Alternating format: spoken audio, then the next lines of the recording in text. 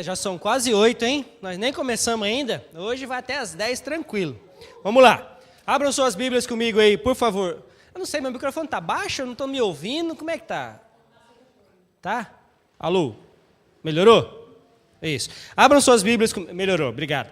Abram suas Bíblias aí, por favor. 2 Pedro, de 1 a 5.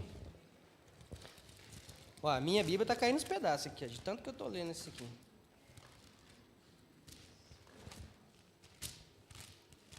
Segunda Pedro, capítulo 1.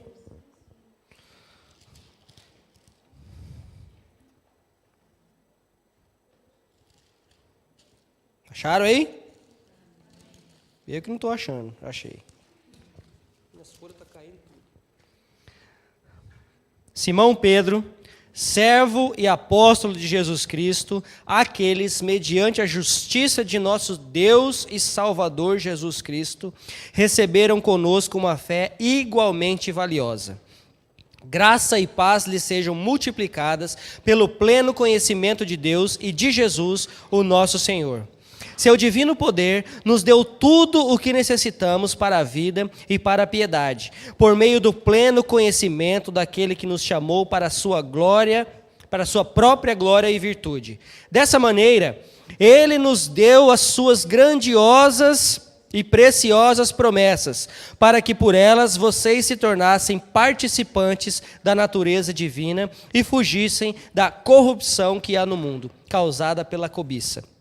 Por isso mesmo, empenhe-se para acrescentar à sua fé a virtude o conhecimento, ao conhecimento o domínio próprio, ao domínio próprio a perseverança a piedade a fraternidade e a fraternidade o amor. Porque se essas qualidades existirem e estiverem crescendo em sua vida, elas impedirão que vocês, no pleno conhecimento do nosso Senhor Jesus Cristo, sejam inoperantes e improdutivos. Amém? Amém.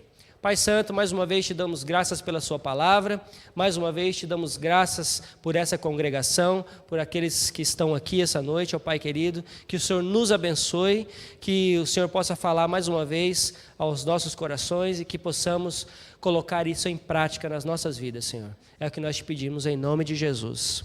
Amém. Estamos então, como eu já falei, caminhando para o final dessa série de sermões aí que eu intitulei Sejamos Efetivos e Produtivos, para também chamar a atenção para o nosso verso do ano, né? Que é exatamente o que nós acabamos de ler. Sejamos efetivos e produtivos em Cristo Jesus. Não só em 2019, mas no decorrer da nossa vida, até que o Senhor volte. Amém? Ok, durante esses primeiros meses, então, nós estivemos estudando algumas qualidades, essas qualidades que o apóstolo Pedro nos convida a adicionarmos à nossa fé. Nós acabamos de ler aqui a partir do verso 5, ok? E para que possamos ser maduros no Senhor e, consequentemente, mais produtivo e efetivo, nós precisamos adicionar essas coisas à nossa fé. Lembra-se que lá no início eu convidei vocês para participar de uma escalada. Lembra disso? De uma escalada com o apóstolo Pedro. Por quê? Degrau após degrau, nós vamos subindo, e a nossa intenção é alcançarmos o amor, que é o elo perfeito. Não é isso? E que também é a última coisa que Pedro diz aqui. Uma vez que nós alcançamos todas essas coisas, uma vez que nós adicionamos essas coisas, todas as nossas vidas, nós vamos conseguir realmente entender o que é o amor. O amor de Deus por nós, o amor de Cristo na cruz do Calvário, entregando a sua vida por nós, e o amor uns pelos outros, que é o que nós devemos fazer. Amém? Então é assim que nós devemos pensar. Existem algumas coisas, irmãos, que são inegociáveis na vida do crente. Se nós queremos fazer alguma diferença na comunidade que nós estamos inseridos, seja no Coffee Morning, seja na Festa Ágape, no evangelismo, no Fun Day, no que quer que seja, ou seja no one-to-one, ou de pessoa para pessoa, só compartilhando do seu testemunho, compartilhando da sua experiência, ou sim, compartilhando do evangelho. Se tem uma coisa, aliás, se tem algumas coisas que nós precisamos ter em mente são essas que eu vou te falar. Essas coisas são inegociáveis. Não tem negociação com essas coisas quando nós dizemos que, como igreja do Senhor, nós queremos alcançar a comunidade que nós estamos inseridos. A primeira delas, primeira coisa, arrependimento. Arrependimento. Na igreja do Senhor precisa existir arrependimento, porque arrependimento tem a ver com convicção de pecado. Quando você se arrepende, você está convicto que você é pecador. Não existe convicção de pecado sem arrependimento. E não existe arrependimento sem convicção de pecado. E não existe igreja séria, verdadeira da palavra do Senhor, se não houver convicção de pecado. Essa é a primeira coisa. A segunda coisa é conversão de almas.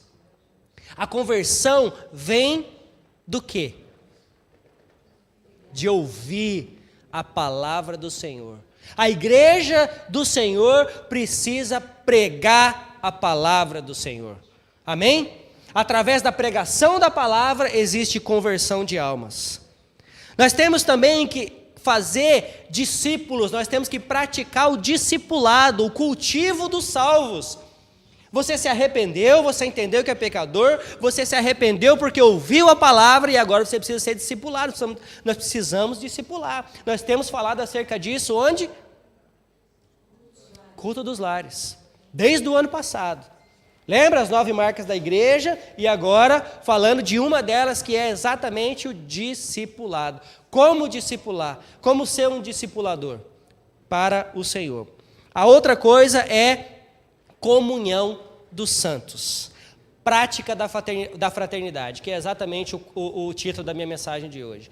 Praticando a fraternidade, que é isso que nós acabamos de ler.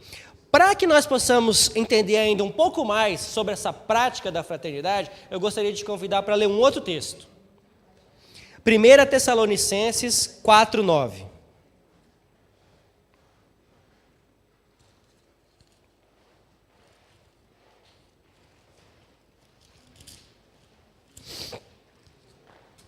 Primeira Tessalonicenses 4, nós vamos ler de 9 a 12.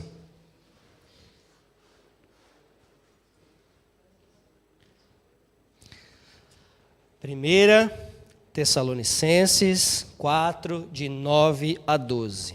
Diz assim a palavra do Senhor: quanto ao amor fraternal, não precisamos escrever-lhes, pois vocês mesmos já foram ensinados por Deus a se amarem uns aos outros. E, de fato, vocês amam todos os irmãos em toda a Macedônia. Contudo, irmãos, insistimos com vocês que cada vez mais assim procedam. Esforcem-se para ter uma vida tranquila, cuidar dos seus próprios negócios e trabalhar com as próprias mãos, como nós os instruímos, a fim de que andem decentemente aos olhos dos que são de fora e não dependam de ninguém. Amém? Veja bem, Paulo, ele começa o capítulo 4 da sua primeira carta aos Tessalonicenses, orientando os irmãos a levar uma vida em santidade. Depois você lê em casa aí essa carta inteira de preferência, mas se não, só o capítulo 4 já ajuda a entender. Aí ele faz uma transição de vida de santidade para prática dessa vida de santidade. Primeiro ele exorta o seguinte: olha, você precisa entender que você precisa viver assim. E não só você viver assim, mas você viver assim diante dos outros.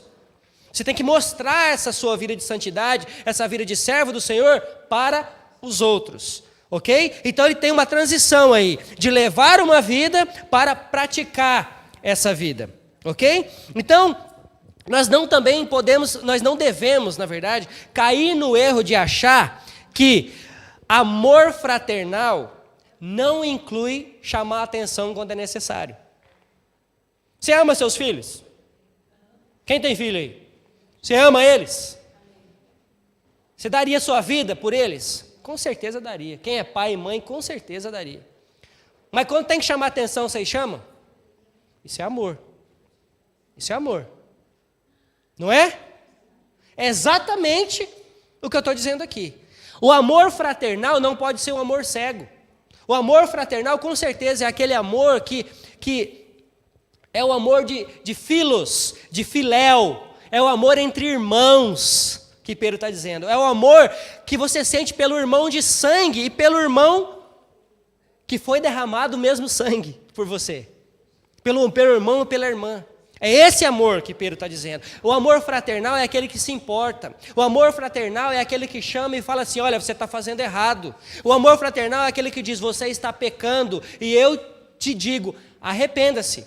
Arrependa-se. E eu estou te falando isso porque eu te amo. Eu estou chamando a sua atenção porque eu te amo. Eu estou chamando a sua atenção porque eu estou preocupado com você. Isso é amor fraternal. Nós não podemos cair naquele engano de que está tudo bem, afinal de contas nós temos que demonstrar amor, né? Se você deixar de falar para alguém que você sabe que está pecando, você sabe que está vivendo uma vida dissoluta, na verdade isso é falta de amor. Isso é falta de amor, não é excesso dele. Então nós não podemos nos enganar. Quanto mais vivemos com Deus, mais vamos amar uns aos outros. Quanto mais nós aprendemos de Deus, mais amor nós teremos uns pelos outros. João 3,16 nos fala do amor do Pai.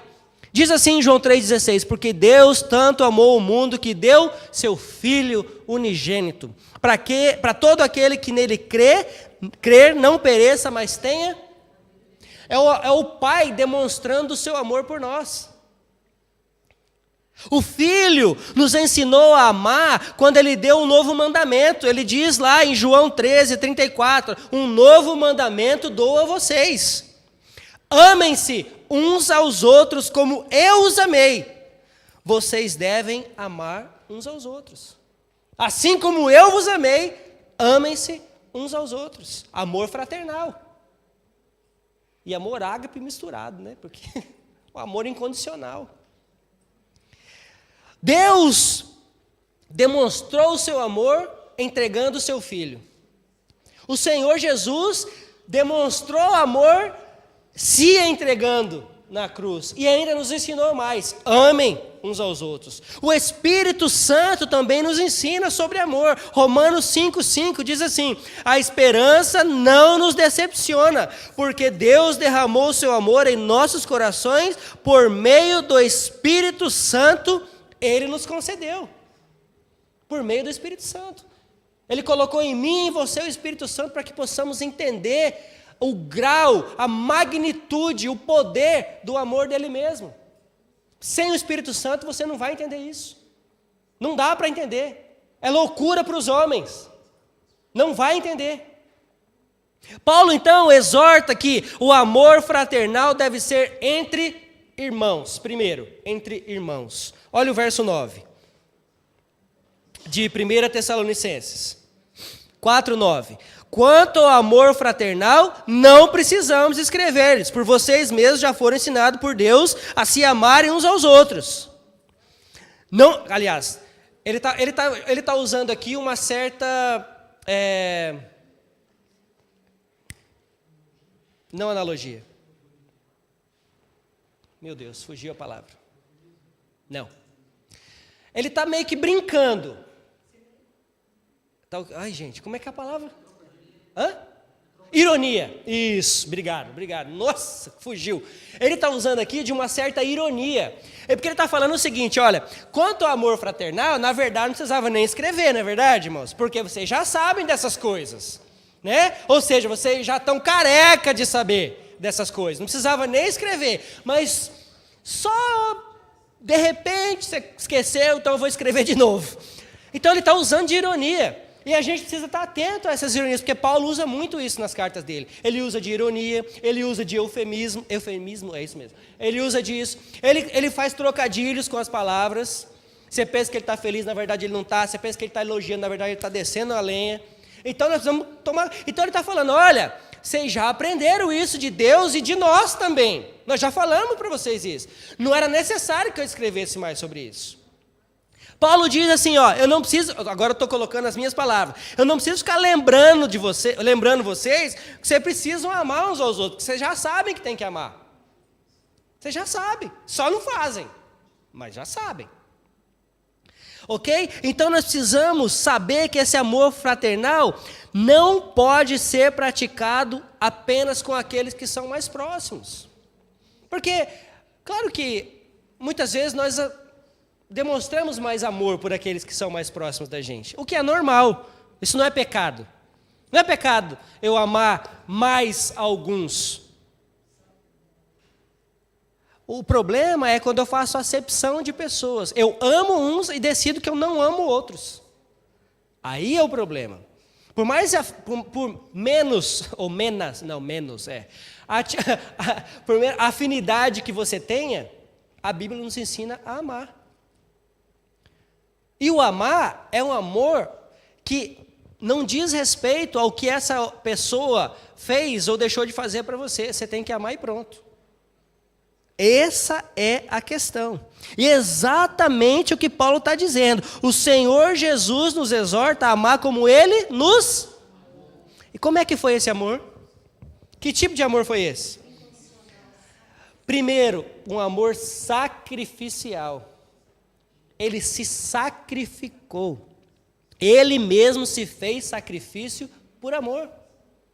Depois, foi um amor incondicional. O que você fez para Jesus se entregar na cruz por você? Absolutamente nada. Nós não fizemos nada e nós não podemos fazer nada para merecer o amor de Deus. O amor é incondicional. Na verdade, se fosse por condição, a gente estava tudo perdido. Se fosse um amor condicional, eu só vou me entregar, só vou morrer por eles, se eles merecerem. Misericórdia, irmão. Misericórdia. Foi incondicional, não houve condição. Aliás, houve uma condição com Jesus. Obediência. Eu só vou obedecer. Agora com nós, não. Um amor com pacto de sangue. Amor com pacto de sangue. Sangue que foi derramado por quem? Por nós. Foi derramado por nós. O verso 10 nos ensina que o amor fraternal deve crescer. Deve estar sempre se desenvolvendo. Leia comigo aí. 10. E de fato, vocês amam todos os irmãos em toda a Macedônia. Contudo, irmãos, insistimos com vocês que cada vez mais assim procedam. Deve crescer. Ok? Então, a palavra aqui, ele ressalta que a igreja já vivia demonstrando essa prática. E eu acredito que nós aqui, agora também eu não vou ficar aqui falando que nós não fazemos, que nós isso ou que nós devemos fazer, não.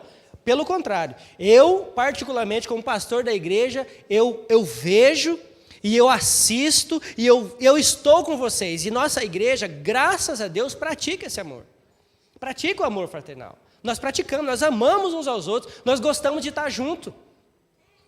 Não é isso? Haja visto segunda-feira passada que teve um feriado. De repente, estava a igreja toda lá no parque, brincando, sabe, jogando vôlei, comendo junto, brincando, rolando na grama. Estava todo mundo lá. Então, nós gostamos de estar junto. Agora, isso é suficiente? Não. Nós precisamos continuar, porque isso precisa crescer nas nossas vidas. O verso 10 diz que cada vez mais assim procedam. Faça isso cada vez mais. Não basta fazer o bem um dia só. Você ama seu filho hoje e amanhã não ama mais?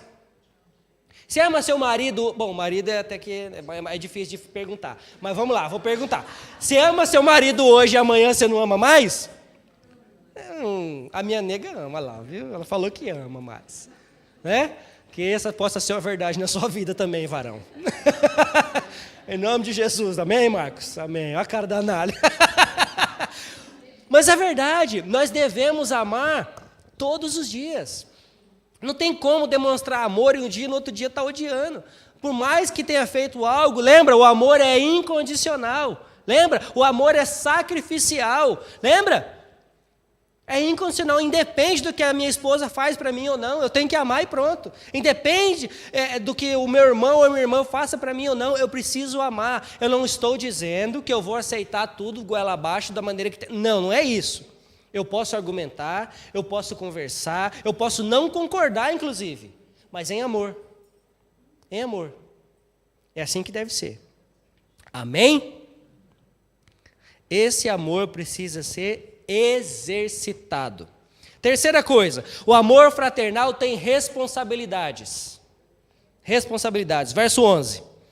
Esforce-se para ter uma vida tranquila, cuidar dos seus próprios negócios e trabalhar com as próprias mãos, como nós os instruímos. Nós, como crentes no Senhor, nós não temos compromisso apenas de amar os irmãos. Nós temos também compromisso de dar bom testemunho fora da igreja. Como tem sido a nossa vida depois que nós saímos daqui? Como tem sido a nossa vida? E eu me incluo nela. Eu me incluo, estou falando nossa, não estou falando a sua, estou falando nossa. Como tem sido a nossa vida depois que nós saímos dessa porta aqui? Nós temos tido esse compromisso, essa responsabilidade. Nós temos feito isso? A ênfase aqui não é só no amor agora, mas é no amor e no testemunho. E no testemunho. O que os não crentes que você conhece dizem a seu respeito? O que os não crentes que eu conheço dizem ao meu respeito? Isso é uma coisa que nós precisamos atentar. Sabe por quê? Porque através do nosso testemunho, nós vamos ganhar essas pessoas para Cristo, ou nós vamos afastar essas pessoas de Cristo, por causa do nosso testemunho. Quantas vezes você já ouviu, eu não vou na igreja por causa de fulano, ciclano, beltrano? Tudo bem que isso também às vezes é uma desculpa, mas muitas vezes é uma verdade. Muitas vezes se torna uma verdade. Eu não vou na igreja porque o fulano, ciclano fez isso, isso, isso. Porque lá na igreja ele é santarrão, ela é santarrona, mas quando sai lá fora, misericórdia. Já ouviu isso? Precisamos tomar cuidado com isso. Porque a responsabilidade não é de Cristo não, nesse sentido. A responsabilidade é minha. São as minhas ações. E infelizmente, por causa das minhas ações, o nome dele é jogado no escárnio. Infelizmente. Infelizmente. O amor fraternal, ele precisa ser irrepreensível. Irrepreensível. Uau, essa palavra é forte. Alguém já disse que a nossa vida deve ser o sermão que ganha homens para Cristo. A nossa vida precisa e deve ser o sermão que ganha homens para Cristo. Como você tem pregado por aí? Como você tem pregado por aí? Sem abrir a boca. Só com a sua vida. Tem ganhado homens e mulheres para Cristo? Temos feito isso? Colossenses 3,12 diz assim. Olha o que Paulo está escrevendo a essa igreja. Colossenses 3,12. Não abra não, ouça. Só marca aí o versículo, depois você vai lá e lê o contexto todo. Mas olha o que diz Colossenses 3,12. Portanto, como povo escolhido de Deus, santo e amado, povo escolhido, santo, separado e amado por Deus, revistam-se de profunda compaixão, bondade, humildade, mansidão e paciência. Suportem-se uns aos outros e perdoem as queixas que tiverem uns contra os outros. Perdoe como o Senhor lhes perdoou. Acima de tudo, porém, revistam-se do amor, que é o elo perfeito. É assim que tem que ser a vida do crente. Claro que não é fácil, gente. Claro que não é. A gente encontra muito desafio pela frente. A gente encontra perseguição, a gente encontra intolerância, a gente encontra o irmão que pisa no calo, a gente encontra a irmã que pisa no calo também. É difícil, mas é o que a Bíblia nos ensina a fazer. A Bíblia está nos exortando a viver assim, a praticar essa vida de fraternidade. Nós precisamos. Olha só, o que tem, eu já falei isso com vocês e repito, uma das coisas que tem destruído a igreja do Senhor são os crentes. Uma coisa que tem acabado com o testemunho da igreja são os próprios crentes. Não são as maledicências lá de fora, não é a perseguição, não é nem as bombas que explodem. Somos nós. Porque falta o quê? Falta compaixão, falta bondade, falta humildade, falta mansidão e falta paciência. Exatamente o que Paulo está falando aqui aos Colossenses. Olha, vocês são santos, separados, vocês foram escolhidos por Deus. Vocês são amados por Ele. Portanto, vivam assim. Lembre-se disso. É o que Paulo está dizendo aos Colossenses. E está falando para mim também ou não? Está falando muito mais para mim. 2000 anos depois. É o que mais falta hoje na igreja, é a profunda compaixão. É a bondade, é a humildade. Ô, palavrinha, tão pequena, mas que faz uma diferença. Mansidão e paciência. Mas pastor, como eu posso amar pessoas tão diferentes de mim? Como, pastor? Nós somos diferentes. Nós somos de lugares diferentes. Muitas vezes não falamos nem a mesma língua. Que tal? Eu já dei essa sugestão para vocês, vocês vão se lembrar. Que tal se eu começar em mim a mudança que eu quero no outro? E se eu começar em mim? E se eu decidir que eu vou mudar em detrimento do outro? Por amor ao outro? Eu tenho certeza que você já deixou de fazer as coisas por amor de alguém. Ou já fez coisas que você achou que não faria por amor a alguém. Tenho certeza que você já fez isso. Mas que tal se a gente começasse a pensar, por que eu tenho que achar que o outro tem que mudar? Por que não começa eu? Por que não começa em mim a mudança? Eu vou dar esse testemunho mais uma vez para vocês. Eu já falei isso várias vezes. E o testemunho da minha esposa foi uma grande ferramenta para que o Senhor me abrisse os olhos. Foi o testemunho dela. Porque ela mudou. Ela não ficou falando, Leandro, você tem que mudar. Leandro, você tem que mudar. Leandro, você é um grosso. Leandro, você é um sem educação. Leandro, você é isso. Leandro, você é aquilo outro. Leandro, você é aquilo outro. Não, ela mudou. E a gente já estava na igreja. A gente já estava indo para a igreja. E eu estava tentando, mas eu não conseguia. Eu estava tentando, mas eu não conseguia mudar. Porque eu queria que ela mudasse. Eu não queria mudar, mas eu queria que ela mudasse. Só que ela pensou o contrário. Ela falou, não, eu não vou querer que ele mude mais. Eu vou mudar. Ela mudou. Ela mudou a maneira de falar. Ela mudou a maneira de se comportar. Ela orou por mim. E aqui estou eu hoje, para a honra e glória do Senhor. Eu já dei esse testemunho para vocês várias vezes e continuo falando. Gente, sem querer encher a bola da minha esposa agora, mas eu não conheço, perto de mim, eu não conheço uma pessoa mais piedosa do que a Adriana. Eu não conheço. E às vezes eu preciso... aí é quando vem aquele pensamento, gente, eu preciso mudar. Eu não preciso ser assim com ela, eu não preciso falar assim com ela, eu não preciso agir dessa maneira com ela, porque ela não merece. E aí eu me sinto constrangido. Quem é que me constrange? É o Espírito Santo de Deus que me constrange. E assim deve ser com você, e não só com a sua esposa e com o seu esposo, mas com todos. Porque a partir do momento que eu comecei a fazer isso com ela, eu comecei a perceber que eu precisava fazer isso não só com ela, mas também com os outros. Porque é o que a Bíblia me ensina. A Bíblia não fala assim, ame a sua esposa, o seu esposo como eu vos amei. Não, ame quem? O próximo, seus irmãos, as suas irmãs, o próximo. Como eu vos amei. Perdoe como eu perdoei. E tem uma coisa que era difícil na minha vida, era de perdoar. Nó. E eu ficava brabo, hein? Se vocês acham que eu sou brabo, vocês não me conheciam 15 anos atrás, não. Eu era brabo. Eu dormia na mesma cama. Ela levava café da manhã para mim no trabalho. Ela cozinhava para mim na hora do almoço. Ela cozinhava para mim na janta e ia para a faculdade. Eu ficava uma semana sem olhar na cara dela. Sem olhar.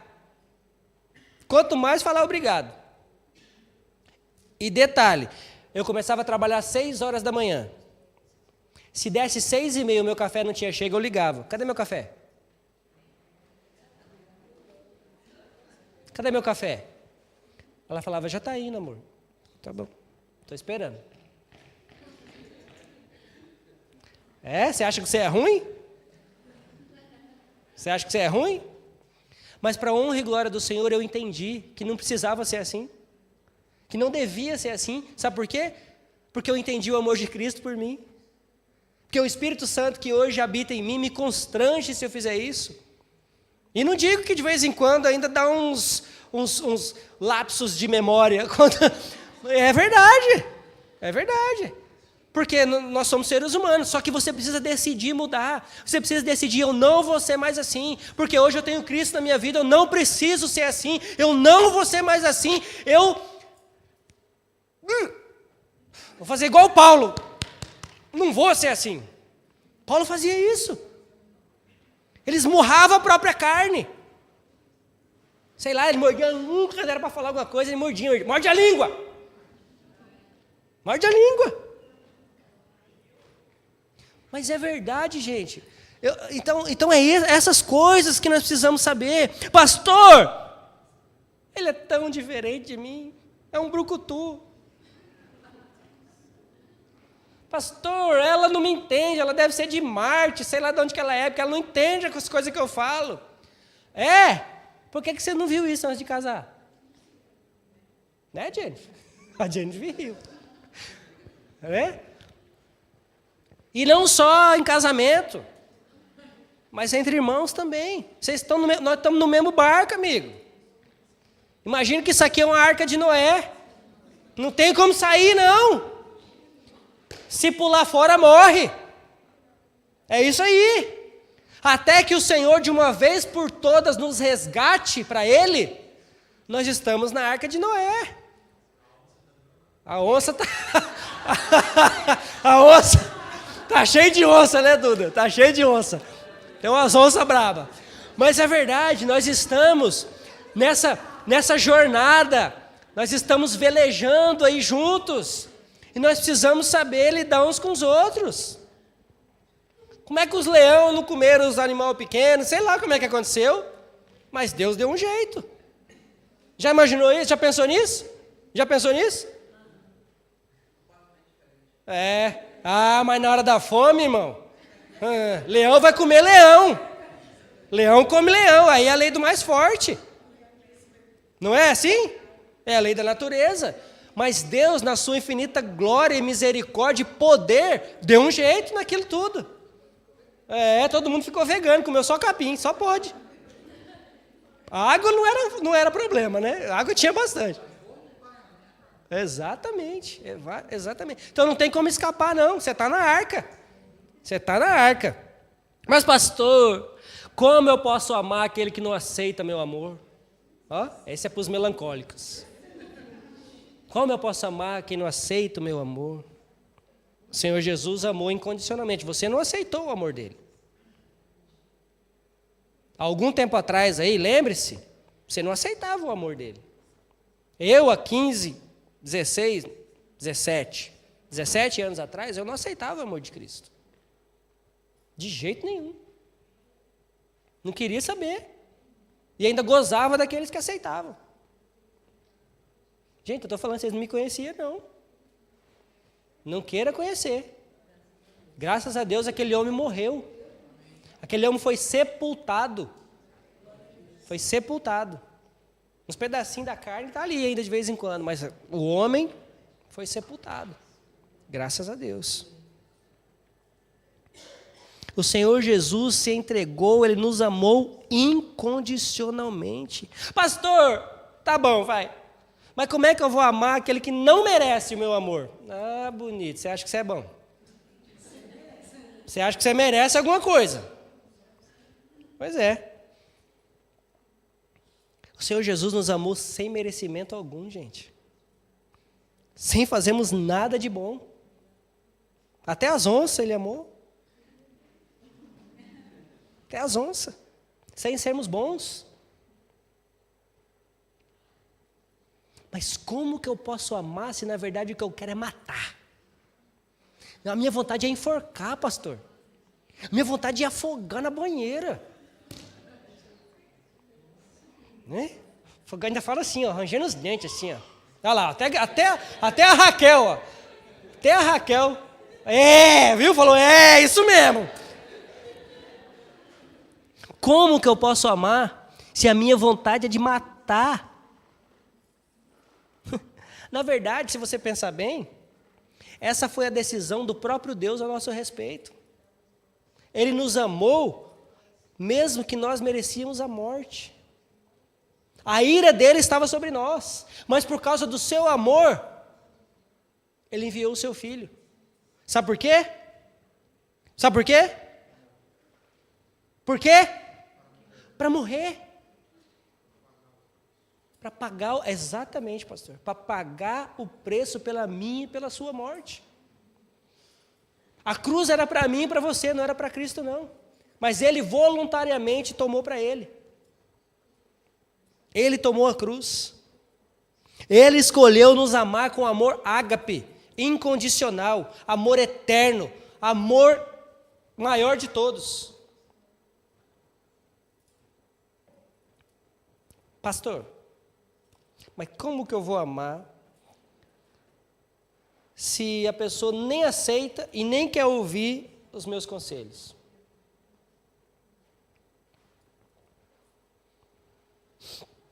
Você ouve todos os conselhos da Bíblia? Você acata todos eles? Você ouve todos os conselhos que as pessoas te dão? Tem um amigo nosso que era aqui da igreja, que ele falava, toda vez que você ia perguntar alguma coisa para ele, falava, dá um pound. Falava, por quê? Falava, porque se o conselho fosse bom, a gente vendia, né? Né? Dá um pound. Fala, mas isso? Outro pound. Mas isso? Outro pound. Por quê? Pelo menos você vai pensar 2 vezes antes de me pedir o conselho e pelo menos vai tentar ouvir quando eu te der. Já pensou se fosse assim? Gente, nós corremos esse risco. Nós corremos os riscos de falar para os nossos filhos, filho, não põe o dedo na tomada. Põe o dedo na tomada. Filho, não bebe Coca-Cola de calça branca. Toma Coca-Cola de calça branca. Menino do bigode, não come McDonald's, vai fazer mal pro seu estômago, meu filho. Mas de vez em quando dá uma vontade, não dá? Olhou de rabo de oi, Fernanda, olhou de rabo de oi. Não mais. Ok. Depois de tudo que passou, quero ver comer McDonald's agora, vai? Mas é assim mesmo. A gente dá conselhos, sabe por quê? Porque a gente ama. Mesmo quando a gente fala meio bravo, mesmo quando a gente fala meio ríspido, a gente fala porque a gente ama. A gente ama. E não importa se vai aceitar ou não vai aceitar o conselho, se vai aceitar bem ou se não vai aceitar, a gente vai ficar quieto e ver afundando? Isso é falta de amor. Mas não me ouve. Fale. Mas não quer aceitar. Fale. Eu desisto. Você já fez isso? Desisto dessa outra. Só Jesus na causa. É só Ele mesmo. Então ore. As pessoas, elas podem até rejeitar. Com licença. Elas podem até rejeitar o nosso amor. Elas podem até rejeitar os nossos conselhos mais sinceros. Elas podem rejeitar a nossa ajuda, o nosso abraço, até mesmo as nossas lágrimas. Mas tem algumas coisas que elas não conseguem rejeitar. Elas não têm poder para isso. Elas não têm poder de obrigar a gente a amá-las. Elas não podem me obrigar a não amar. Podem? Eles não têm poder. Essa decisão é minha. Essa decisão é sua. Você bate o pé e fala, eu vou amar. E eu quero ver quem é que vai tirar esse amor de mim. Porque o amor de Cristo me constrange. E eu tenho que amar. Tem outra coisa que ela também não pode rejeitar. Aliás, mesmo que ela rejeite, mas ela não pode te fazer parar. Que são as suas orações. Ela não pode te fazer parar. Porque orar por alguém é decisão de quem? Minha. Claro que é o Espírito Santo que me leva a isso. Mas e se eu falar não vou orar? E aí? Não. Eu vou amar, eu vou orar, eu vou perdoar. Mesmo que não mereça, porque eu também não merecia ser perdoado. Eu também não merecia ser amado. Eu não merecia ninguém orar por mim, mas teve alguém que orou por mim, teve alguém que pregou o evangelho para mim, teve alguém que me perdoou pelas minhas falhas. E mais que tudo isso, teve alguém que morreu por mim. Mesmo eu sendo esse homem aí que eu falei há 10 minutos atrás. Gente, se eu tive jeito, você também tem. Você tem. Pergunta para a Adriana depois. Não falar nada.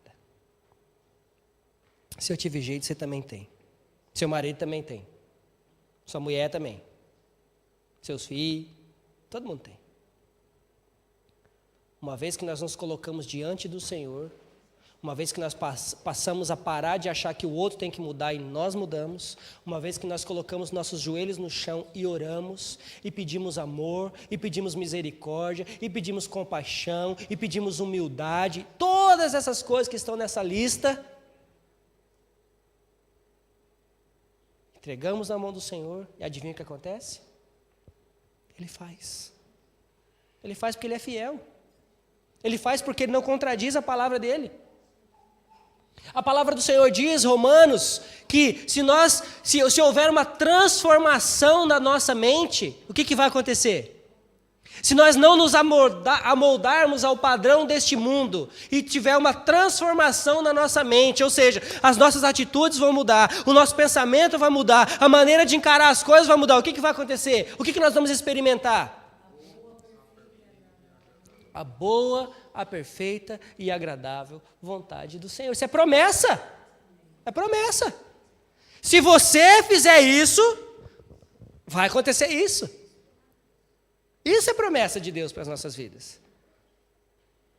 Então, por favor, estejamos atentos a essas coisas. Vamos praticar o amor fraternal da maneira correta.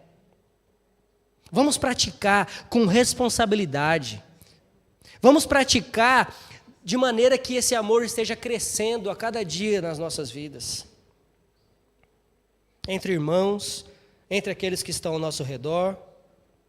E eu repito a frase: quanto mais vivemos com Deus, mais vamos amar uns aos outros. A minha pergunta é: você tem vivido com Deus? Tem vivido com Deus? Se a sua resposta for sim, eu te digo, Deus está trabalhando. Se você tem estado distante de Deus, você vai nadar e vai morrer na praia. Porque não vai adiantar. Quanto mais você vive com Deus, mais Ele transforma a sua vida. Quanto mais você vive com Deus, mais Ele te lapida. Quanto mais você se coloca diante do Senhor, mais você sofre. Mas é um sofrimento que ali na frente você vai ver a glória de Deus. Então não pense que você vai fazer com seus braços, porque não vai. É o Senhor, pela graça e misericórdia dEle, é Ele que faz. Em nome de Jesus. Amém? Vamos orar? Vamos ficar em pé?